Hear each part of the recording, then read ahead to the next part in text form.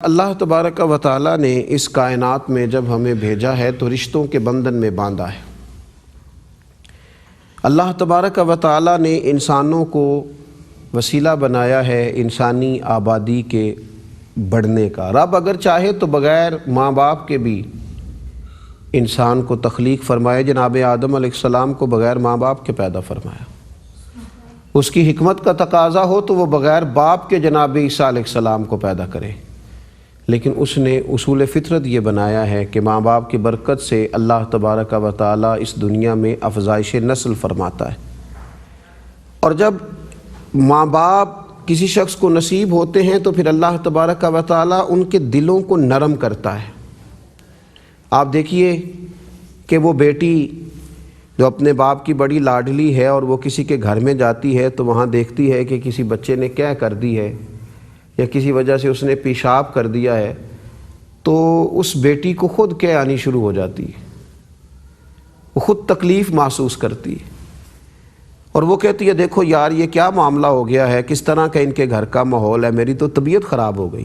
لیکن پھر اللہ تعالیٰ جب اس بیٹی کو اولاد عطا کرتا ہے، پھر اس کے بچے جب اس کی گود میں پیشاب کرتے ہیں، جب اس کی گود میں کیا کرتے ہیں تو پھر اسے نہ گھن آتی ہے نہ تکلیف ہوتی ہے۔ اللہ نے اس کے دل میں محبت پیدا کر دی۔ اب اس کی کیفیات اور طرح کی ہے۔ جوان شخص جس کی خواہشات بہت زیادہ مچلتی ہیں، اس کو جب اللہ تعالیٰ صاحب اولاد کر دیتا ہے تو وہ پھر آہستہ آہستہ کر کے اپنی خواہشات کو کم کرتا ہے، اور اس کی خواہش یہ ہوتی ہے کہ یہ چیز بھی میں چھوڑ دوں، یہ چیز بھی میں چھوڑ دوں، اور یہ ساری چیزیں میری اولاد کو ملنا شروع ہو جائیں۔ اللہ تعالیٰ ماں باپ کے دلوں کو نرم کرتا ہے اولاد کے حق میں۔ جب ماں باپ ہی وسیلہ بنے اس کے دنیا میں آنے کا، ماں باپ نے بڑی شفقت کے ساتھ اس کو پالا۔ جب یہ بچہ تھا تو ماں باپ کو اللہ تبارک و تعالیٰ نے وہ جذبات دیے کہ انہوں نے بڑے خلوص کے ساتھ بچپنے میں اس کی تربیت کی، اس کی پرورش کی۔ تو جب یہ بڑا ہو جاتا ہے نا،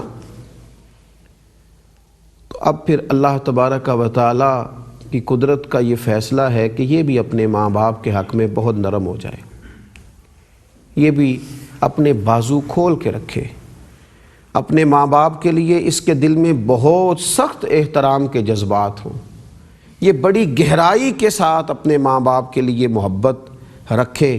قرآن مجید کو دیکھیے تو اللہ تبارک و تعالیٰ نے اپنی عبادت کے بالکل ساتھ متصل ماں باپ کے ساتھ حسن سلوک کا حکم ارشاد فرمایا۔ وَإِذْ أَخَذْنَا مِيثَاقَ بَنِي إِسْرَائِيلَ، اور یاد کریں جب ہم نے بنی اسرائیل سے یہ پختہ وعدہ لیا، کیا لا تعبدون الا اللہ، اللہ کے سوا کسی کی عبادت نہ کرنا، وبالوالدین احسانا، اور دیکھنا اپنے والدین کے ساتھ اچھا سلوک کرنا، اپنے ماں باپ کے ساتھ احسان کرنا۔ وہ باپ جس نے جوانی تمہارے نام کر دی، وہ ماں جس نے زندگی کی صبحیں شامیں راتیں تمہیں دے دی، ان کے ساتھ احسان کرنا، ان کے ساتھ احترام کا رشتہ قائم رکھنا۔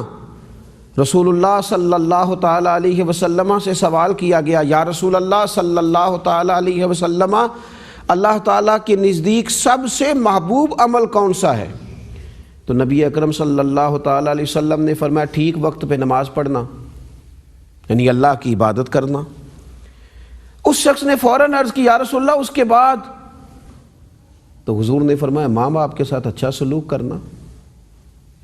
اللہ تعالیٰ نے قرآن مجید کے اندر عبادت کے ساتھ ماں باپ کے ساتھ حسن سلوک کا حکم دیا، اور نبی پاک علیہ السلام نے اپنے خوبصورت فرمان کے ساتھ پہلے بات کی نماز کی، اور پھر ساتھ ہی بات کر دی ماں باپ کے ساتھ حسن سلوک کی۔